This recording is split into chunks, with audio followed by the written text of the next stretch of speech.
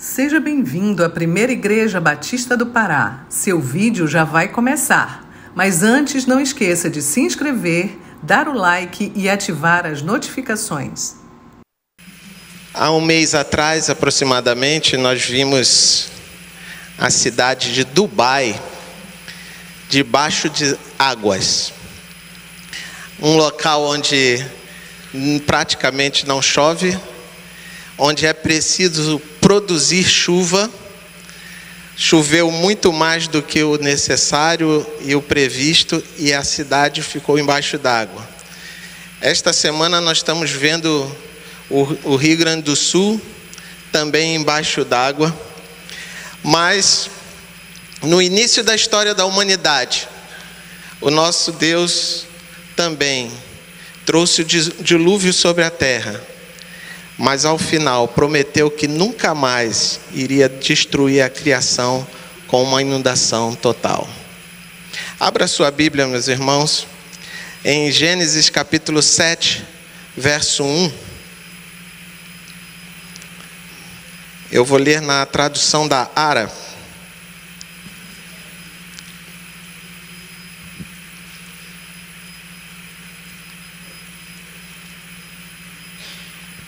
Diz assim: disse o Senhor a Noé: entra na arca, tu e toda a tua casa, porque reconheço que tens sido justo diante de mim no meio desta geração.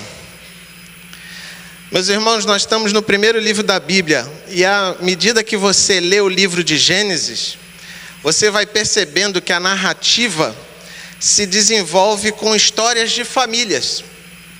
Começando com a formação da primeira família, o primeiro casamento, e você vai observar que existe uma sequência, uma trama principal. Em alguns casos há subtramas, mas todas elas cooperam para moldar a história de uma família mais ampla que vai aparecer lá na frente, que é a história do povo de Deus.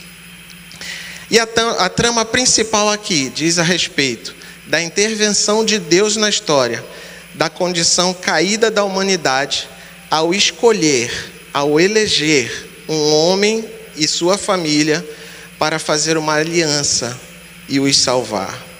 Nós vamos então conhecer Noé e sua família diante de uma geração corrompida. Vamos orar mais uma vez.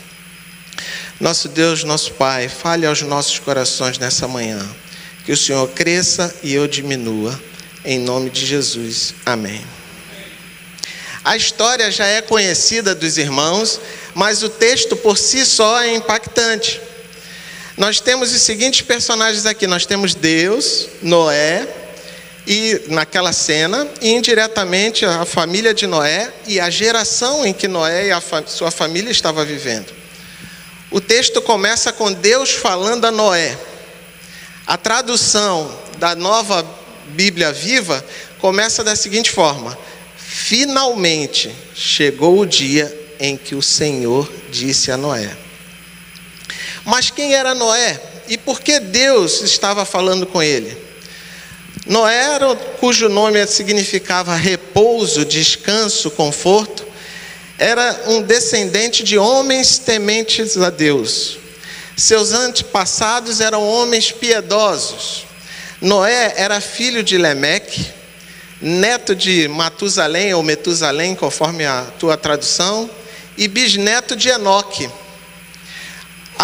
Dá uma olhada aí um pouquinho atrás, no capítulo 5, versos 21 a 29, e você vai ver a base familiar de Noé. Diz assim: Enoque viveu 75 anos e gerou a Metusalém. Andou Enoque com Deus, e depois que gerou a Metusalém, viveu 300 anos e teve filhos e filhas. Todos os dias de Enoque foram 365 anos. Andou Enoque com Deus, e já não era, porque Deus o tomou para si. Metusalém viveu 187 anos e gerou a Lameque.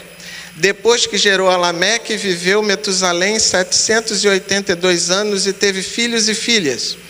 Todos os dias de Metusalém foram 969 anos e morreu. Lameque viveu 182 anos e gerou um filho, e pôs-lhe o nome de Noé. Um parêntese aqui sobre Lameque, é que o pai de Noé é Lameque, descendente de Sete, diferente de Lameque, descendente de Caim, que foi um homem que tomou para si 2 esposas, adulterando o casamento, instituído por Deus, conforme Gênesis 4:19. Nós vamos observar que, pelo texto, Noé certamente conhecia o Deus, o Senhor dos seus antepassados. Portanto, ele também era temente a Deus. Observe aí no versos 28 e 29, que nós acabamos de ler.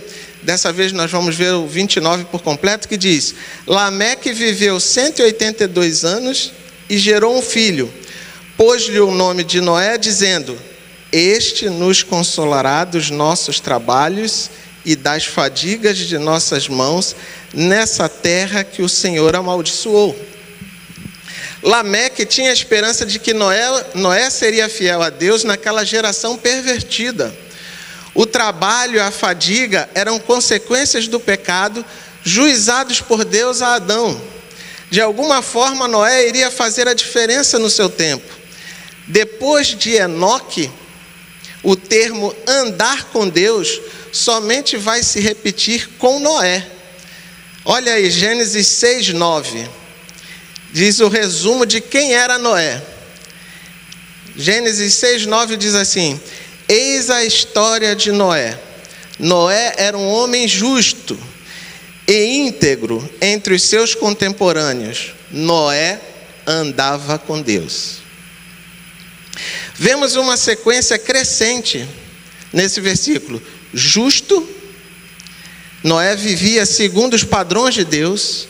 Íntegro, Noé era separado em relação aos demais da sua época. E terminando com andava com Deus, comparado a Enoque.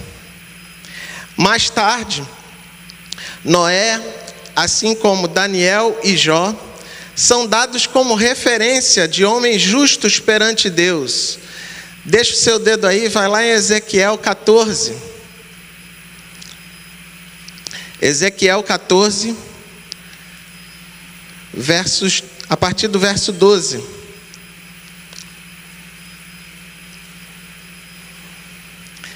Diz assim: Veio ainda a mim a palavra do Senhor, dizendo: Filho do homem, quando uma terra pecar contra ti, cometendo graves transgressões, estenderei a mão contra ela e tornarei instável o seu sustento de pão, e enviarei contra ela fome, e eliminarei dela homens e animais, ainda que estivessem no meio dela esses 3 homens, Noé, Daniel e Jó.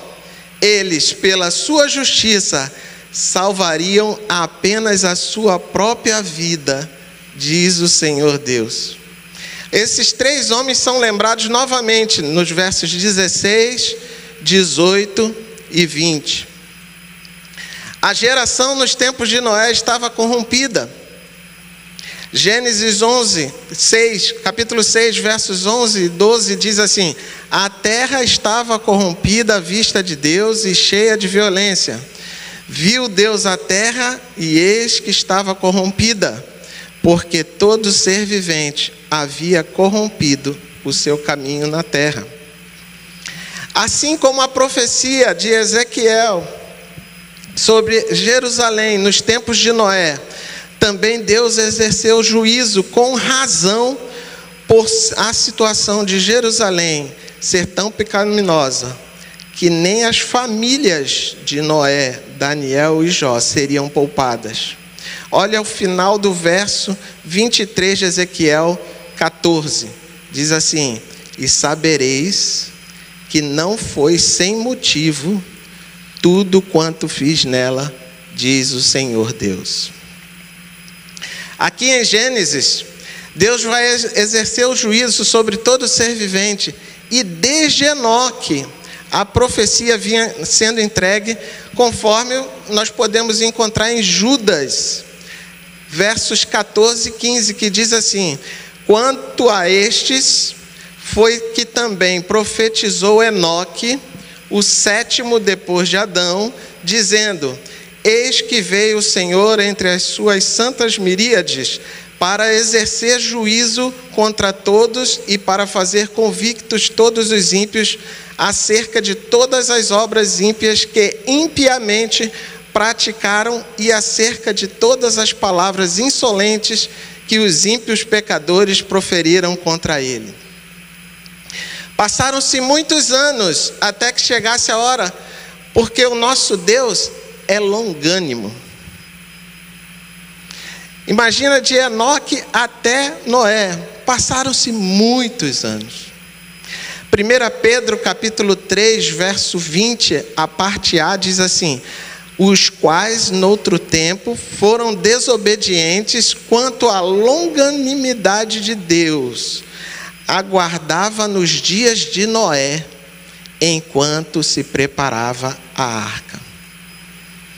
Agora, meus irmãos, Enoque já estava morto. Em Gênesis capítulo 6, verso 8, diz que Noé achou graça diante do Senhor. Essa é a primeira ocorrência da palavra hebraica que é traduzida como graça ou favor no Antigo Testamento. Embora que antes de Noé, você vai encontrar muitos exemplos da graça de Deus até Noé.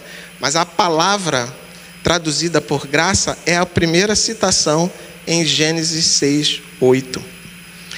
É claro, meus irmãos, que Noé deve ter feito boas obras, mas não foi esse o motivo pelo qual o Senhor chamou Noé e o poupou. Ele foi declarado justo diante de Deus, não porque tivesse apenas a forma de piedade vista externamente, como se pudesse parecer um justo perante os homens, mas pela aprovação de Deus que examina o coração do homem. Na galeria dos heróis da fé, na carta aos Hebreus, capítulo 11, no verso 7, diz que pela fé, Noé, divinamente instruído acerca de acontecimentos que ainda não se viam e sendo temente a Deus, aparelhou uma arca para a salvação de sua casa, pela qual condenou o mundo e se tornou herdeiro da justiça que vem da fé. Foi a fé de Noé que foi expressada da mesma forma que Enoque. Ambos andavam com Deus e essa foi a base para que Deus pudesse poupá-los da morte. Entendemos também que andar com Deus relacionava também com obediência.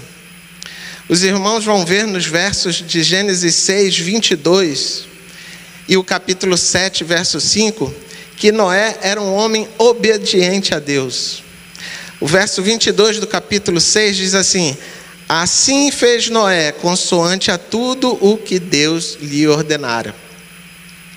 No verso 5 do capítulo 7 diz: e tudo fez Noé, segundo o Senhor lhe ordenara. É para este homem que Deus fala: entra na arca, tu e toda a tua casa. Essa ordem do Senhor, entra na arca, nós podemos interpretar também como se, literalmente, mas também como se o Senhor estivesse dentro da arca e diz assim: Noé, vem agora para dentro. Deus havia feito uma aliança, e por sinal, a primeira aliança também registrada na Bíblia com Noé, no capítulo 6, verso 18, Deus tinha dito: contigo, porém, estabelecerei a minha aliança. Entrarás na arca, tu e teus filhos e tua mulher e as mulheres dos teus filhos. Era chegada a hora de Noé ter, junto com a sua família, uma experiência inédita de preservação, de provisão, de proteção do próprio Deus. A narrativa não revela quão piedosa era a família de Noé, mas Deus estendeu a sua graça para a família de Noé por causa da retidão de Noé para com o Senhor. Agora imagine, meus irmãos, quais imagens tão recentes do Rio Grande do Sul na nossa mente, quem assiste os noticiários. Imagina agora um dilúvio cobrindo o Monte Everest, de quase 9.000 metros de altura. É humanamente possível que durante a construção da arca pudesse pairar alguma dúvida ou descrença de que o dilúvio iria acontecer realmente entre os membros da família de Noé. Talvez até aqui alguém que nos assiste também pela internet possa ter alguma dúvida, mas eu creio que depois que as águas caíram, todos os que estavam na arca puderam ver de perto o juízo do Senhor e creram. Se alguém tinha alguma dúvida dentro da família de Noé, passaram a crer quando entraram na arca e as águas começaram a cair. Às vezes, meus irmãos, nós precisamos de que algo extraordinário aconteça na nossa vida, na nossa família, um livramento, uma doença, para entendermos quem é de fato nosso Deus e o que Ele pode fazer pela nossa família. A família de Noé era pequena. Além de Noé, eram mais 7 pessoas. Noé, sua esposa, seus 3 filhos e as suas respectivas esposas. A graça sobre Noé foi estendida à sua família porque Deus é fiel a Ele mesmo nas suas alianças. Olha só o que Deus declara em Êxodo 20, versos 5 e 6. Êxodo 20, versos 5 e 6. Diz assim, vou esperar esse barulhinho das folhas terminar. Eu tô indo um pouquinho acelerado, porque dava para fazer 2 partes, mas a gente vai tentar fazer em uma. Vamos lá. Porque eu sou o Senhor, diz o texto, teu Deus, Deus zeloso, que visito a iniquidade dos pais nos filhos até a 3ª e 4ª geração daqueles que me aborrecem, e faço misericórdia até 1000 gerações daqueles que me amam e guardam os meus mandamentos. Atenção, pais. Atenção, pais. Da mesma forma que a maldade dos pais se reflete na vida dos filhos quando os pais não andam nos caminhos do Senhor e fazem o que aborrece o Senhor, também Deus se faz presente com a sua graça na família dos que andam com retidão e os abençoa. Olha a nossa responsabilidade como pais. Atenção, filhos. Isso não significa que os filhos podem se encostar ao relacionamento dos seus pais para com Deus. Meus avós diziam no passado, filho de crente não é crentinho. Você já deve ter ouvido isso, né? Os filhos são abençoados pelo fato de serem filhos de alguém temente a Deus, mas devem fazer a sua parte, honrando os seus pais e ocupando de modo correto o lugar deles na família, aprendendo com o exemplo dos seus pais. Pois chegará o momento em que cada um dará conta de si mesmo a Deus, andando com Deus ou não. Mas certamente a família de Noé via nele como um líder, um sacerdote, um homem temente a Deus, pelo que eles tiveram que acreditar e apoiar um grandioso projeto que Deus tinha dado a Noé, mesmo sem terem ouvido Deus falar. Deus falou com o líder da família e os liderados simplesmente tiveram que acreditar na palavra do seu líder. Nós podemos imaginar a família de Noé, a mulher de Noé como uma esposa fiel, que se deixava liderar pelo marido, como uma auxiliadora, seus filhos que reconheciam a autoridade dos seus pais, os respeitavam, os obedeciam, como também suas respectivas esposas imitavam o papel exemplar da sua sogra, perante os seus respectivos maridos. A autoridade de Noé perante a sua família vinha de Deus. O sacerdócio da família é dado por Deus aos homens e grande é essa responsabilidade. Meus irmãos, a confiança e a obediência da sua família está baseada no exemplo da obediência que você tem para com Deus. Foi assim com a família de Noé. O maior exemplo que nós podemos dar para a nossa família, para os nossos filhos, o maior exemplo é andar com Deus.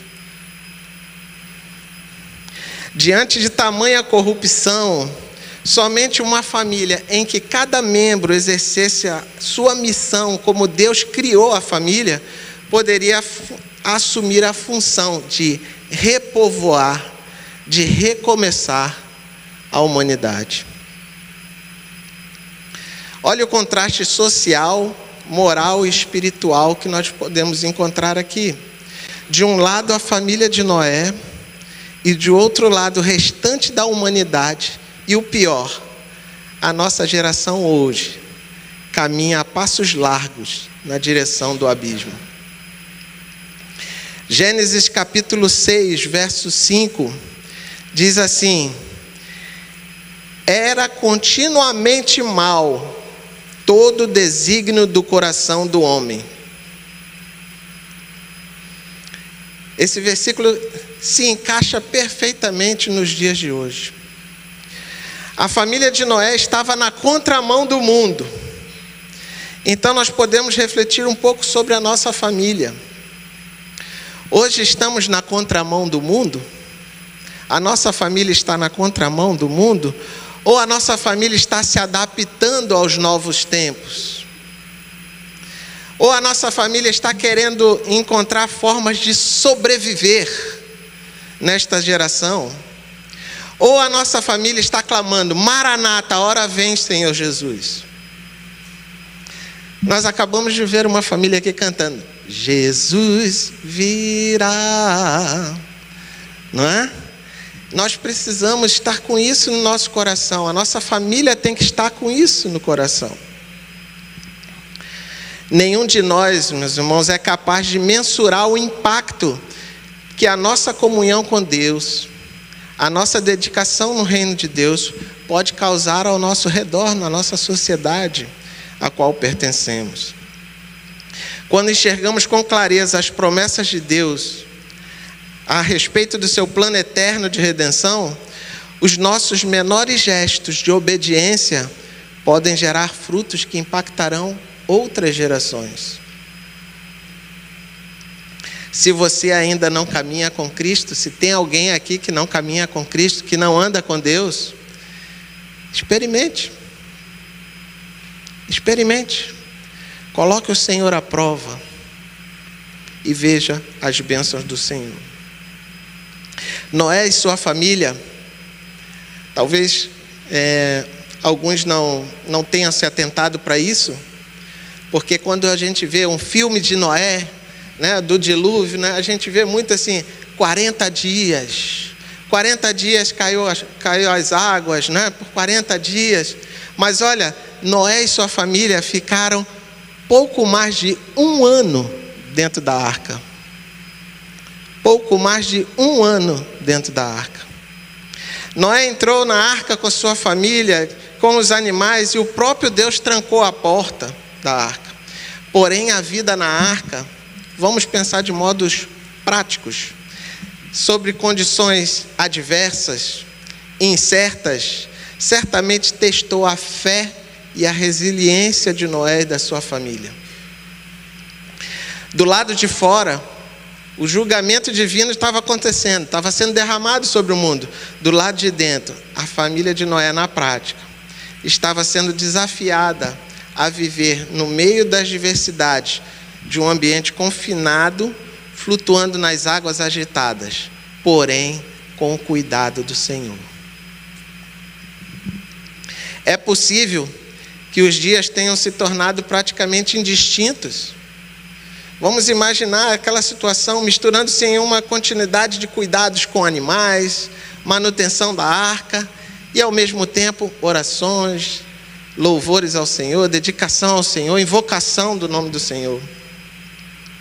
O barulho incessante da chuva, o balançar constante da arca provavelmente não deixavam a família de Noé esquecer, nem por um minuto, do juízo de Deus caindo sobre a terra.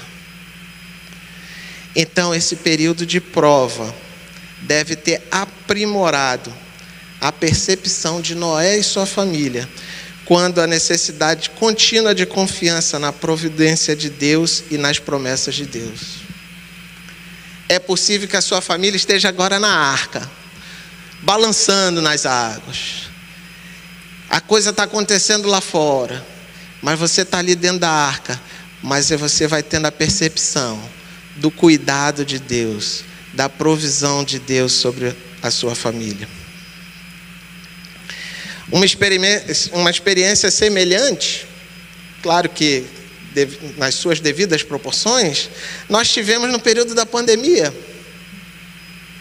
No lockdown, famílias inteiras ficavam confinadas em suas casas enquanto um vírus contaminava as pessoas, levando boa parte delas à morte.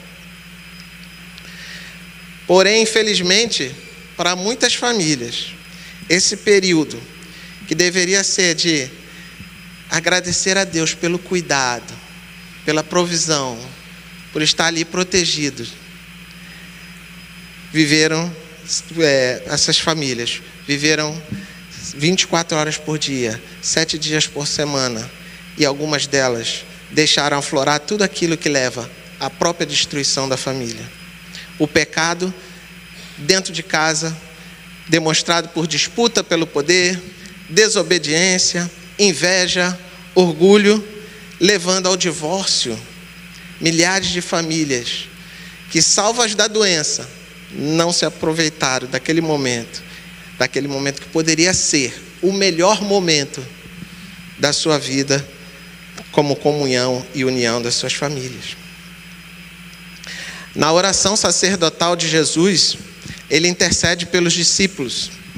Isso está em Mateus, capítulo 17, 9 a 11. Diz assim: é por eles que eu rogo, não rogo pelo mundo, mas por aqueles que me deste, porque são teus.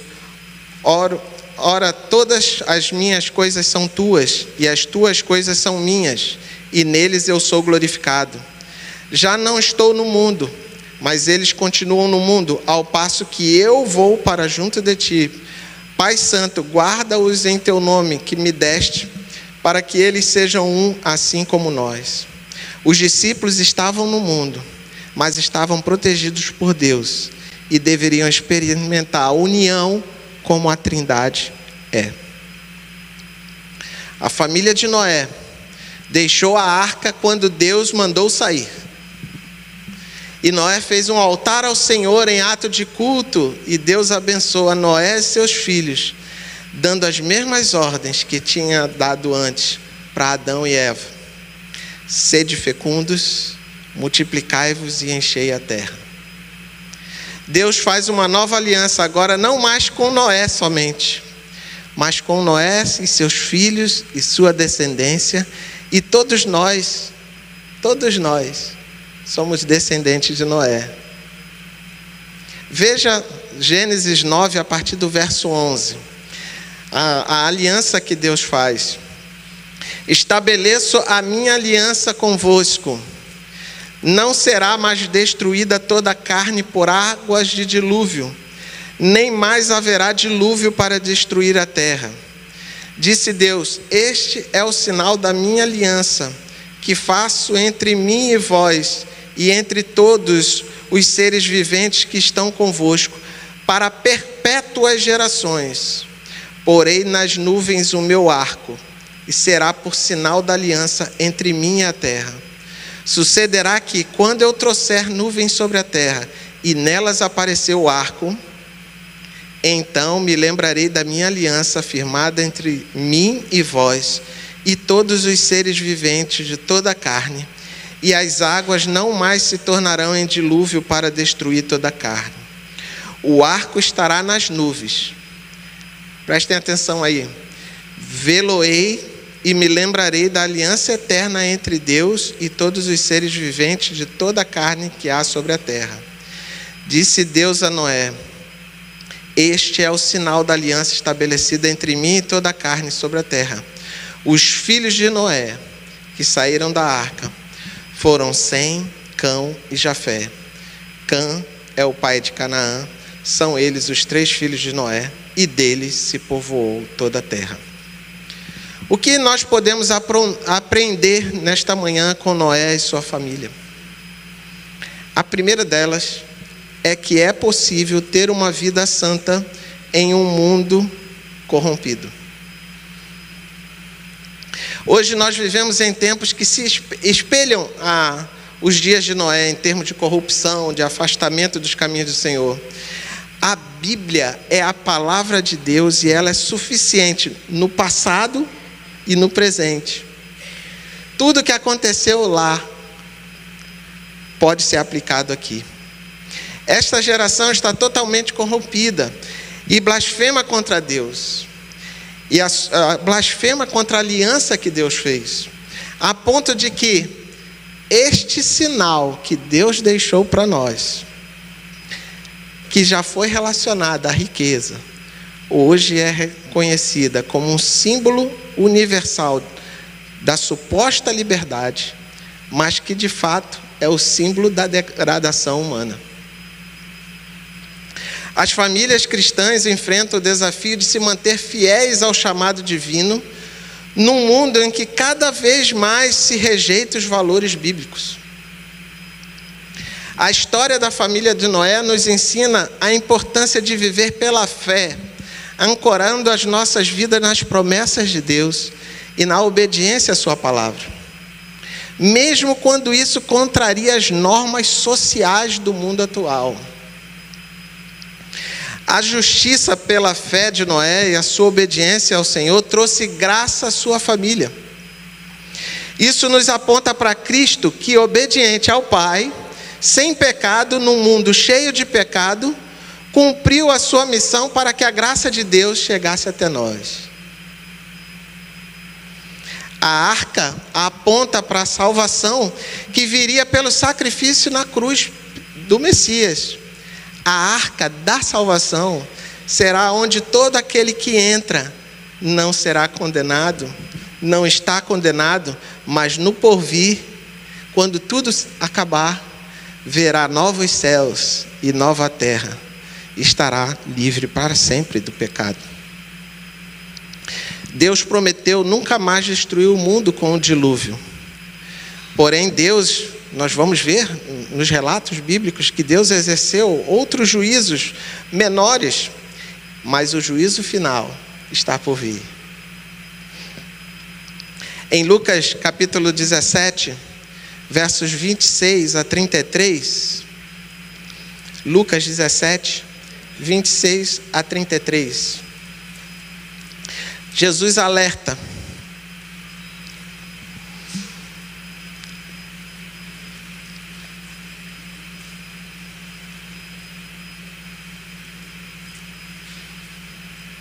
Olha aí o alerta de Jesus. Assim como foi nos dias de Noé, será também nos dias do Filho do Homem. Comiam, bebiam, casavam e davam-se em casamento, até o dia em que Noé entrou na arca e veio o dilúvio e destruiu a todos. O mesmo aconteceu nos dias de Ló. Comiam, bebiam, compravam, vendiam, plantavam e edificavam. Mas no dia em que Ló saiu de Sodoma, choveu do céu fogo e enxofre e destruiu a todos.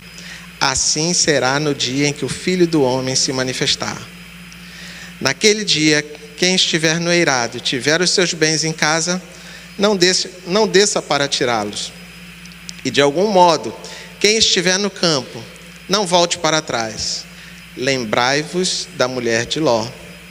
Quem quiser preservar a sua vida, perdê-la-á, e quem a perder de fato, a salvará. Meus irmãos, para entrar na arca da salvação, é preciso perder alguma coisa, é preciso deixar o mundo. Noé e sua família deixaram as suas vidas, deixaram as suas casas, deixaram o ambiente com aquelas belezas naturais ao seu redor, tudo para entrar na arca. Para andar com Cristo, nós precisamos renunciar a nós mesmos, renunciar à nossa vida, tomar a nossa cruz cada dia. Então, enquanto estamos na arca, nós vamos estar no processo de santificação. Nós estamos sendo moldados para uma nova geração com Cristo no céu. Em segundo lugar, meus irmãos, Noé era um sacerdote da sua família, mas não só um sacerdote, era um sacerdote aprovado por Deus. Andar na presença de Deus faz toda a diferença. Para ser o líder espiritual da sua família, você precisa andar com Deus. Andar com Deus não significa que você será arrebatado como Deus fez com Noé, mas significa Enoque, mas significa que sua vida vai fazer diferença primeiramente na sua família, consequentemente nas pessoas que estão ao seu redor, no seu trabalho, na sociedade, na sua igreja. Há uma relação direta quando Deus te chamar e te escolher a andar com Ele. Não foi à toa que Deus também chamou Abraão e disse para ele: eu sou Deus Todo-Poderoso, anda na minha presença e ser perfeito. O apóstolo Paulo também nos adverte a andar em Cristo. Colossenses capítulo 2, versos 6 e 7 diz assim: ora, como recebestes Cristo Jesus o Senhor, assim andai nele.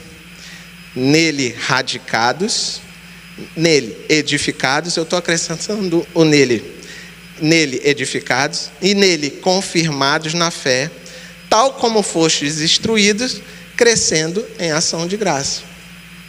Este andar tem a ver com a conduta diária de cada um de nós, moldados segundo a conduta de Cristo. A família de quem anda com Deus, ela é abençoada. Se você anda com Deus, além de gozar as bênçãos com a sua família, você deixa um legado para a sua descendência, um legado de temor ao Senhor, um legado de honra ao nosso Deus. Salmo 128 diz que bem-aventurado aquele que teme ao Senhor e anda nos seus caminhos.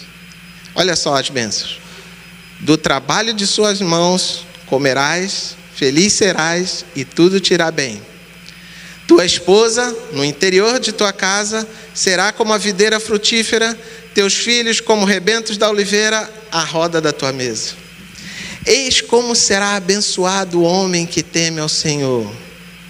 O Senhor te abençoe desde Sião, para que vejas a prosperidade de Jerusalém durante os dias da tua vida. Veja os filhos dos teus filhos, paz sobre Israel. Olha só como Deus abençoa a família e as bênçãos vai até que vê a prosperidade de Jerusalém. Alcança a cidade de Jerusalém. Você, esposa, pode estar numa situação também que você ouve uma mensagem dessa e diz assim: mas o meu marido não é crente. Então eu sou a única pessoa crente em casa. Pode ser essa a tua situação. Na palavra de Deus fica claro que o sacerdócio foi confiado ao homem. E é pecado o homem desprezar essa função dada por Deus. Porém, a mulher liderada por seu marido deve ajudar, ensinar e disciplinar seus filhos conforme a palavra de Deus orienta. E como fica a situação dessas esposas crentes de maridos não crentes? Estas devem entender que seus maridos ou seus filhos, enquanto não se converterem, não terão uma visão espiritual das coisas de Deus. Paulo diz aos Coríntios, em 1 Coríntios capítulo 2, versos 14 a 16, diz assim: ora, o homem natural não aceita as coisas do Espírito de Deus, porque eles são loucura, e não pode entendê-las porque elas se discernem espiritualmente. Porém, o homem espiritual julga todas as coisas, mas ele mesmo não é julgado por ninguém. Pois quem conhece a mente do Senhor que o possa instruir? Nós, porém, temos a mente de Cristo. A nossa conduta, o nosso testemunho no lar vai santificar a nossa família. Também Paulo diz na carta aos Coríntios, agora no capítulo 7, ele escreve assim: o marido incrédulo é santificado no convívio da esposa, e a esposa incrédula é santificada no convívio do marido crente. Doutra sorte, os vossos filhos seriam impuros, porém agora são santos, diz o verso 14. Esta santificação, meus irmãos, não garante a salvação, não se refere à salvação. A condição de incredulidade é um fato que já acontece. O marido incrédulo, o filho incrédulo. Porém, esta santificação ela é matrimonial, familiar e não pessoal. Deus, através dos seus servos, vão abençoando as suas respectivas famílias. Crentes de cônjuges e filhos não crentes devem desejar a conversão deles, como motivo de clamor ao Senhor por graça e misericórdia por eles. Deve orar pela salvação do seu cônjuge, pela salvação dos seus filhos. Deve orar para que Deus, o nosso Deus, seja o Deus deles. E ao final de tudo, nós podemos dizer como Josué: eu e minha casa serviremos ao Senhor. Não é fácil, meus irmãos, mas nós não devemos deixar de crer que o nosso Deus pode salvá-los. Em terceiro e último lugar, nós aprendemos que Deus é longânimo. Sim, o Deus eterno e soberano é longânimo. Enoque profetizou sobre o juízo de Deus, centenas de anos se passaram, e somente nos tempos de Noé Deus vai exercer juízo sobre a criação. Noé e sua família entraram na arca, e por ainda 7 dias, animais de todas as espécies vieram até a arca, 2 a 2, e não caiu nem uma gota do céu. E a humanidade, a sociedade ao redor, vendo tudo aquilo. Gênesis 7:10 diz que depois de 7 dias, Deus fechou a porta da arca, e assim vieram sobre a terra as águas do dilúvio. Hoje, a mesma arca da salvação está com as portas ainda abertas. Como já disse, o maior sonho de todo cristão é dizer que, como Josué: eu e minha casa serviremos ao Senhor. Ou que aconteça como Paulo ensinou por carcereiro: crê no Senhor Jesus e serás salvo, tu e a tua casa. Mas no caso do carcereiro, para que isso acontecesse, a família ouviu do evangelho da graça de Deus. Não foi assim: o carcereiro foi salvo, aí toda a família foi salva. Não. A palavra de Deus foi pregada à família do carcereiro. O texto diz isso. A palavra de Deus também diz em Romanos 10:17 que a fé vem pela pregação do evangelho. Cônjuges de crentes, de filhos não crentes e cônjuges não crentes, devem desejar a conversão deles como um motivo de pedir ao Senhor, clamar ao Senhor pela salvação deles. Para você que já tem a salvação, ou já tem a bênção de ter a sua família toda nos caminhos do Senhor, entenda que, olhando para a família de Noé, a sua família também foi chamada para ser luz nesse mundo agora corrompido. A sua família foi chamada para pregar a justiça. A sua família foi chamada para viver de acordo com os princípios divinos, para fazer diferença nesse tempo, assim como Noé e sua família fez na época. Noé e sua família nos lembram que, apesar da geração e as circunstâncias em que vivemos, a graça e a misericórdia de Deus permanecem como um verdadeiro fundamento para a esperança e a renovação da vida. A história de Noé, meus irmãos, é um testemunho a respeito da soberania de Deus, da seriedade do pecado, do julgamento divino que certamente virá, e, acima de tudo, da maravilhosa graça do Senhor, que salva e sustenta o seu povo através das gerações. Que Deus abençoe as nossas famílias.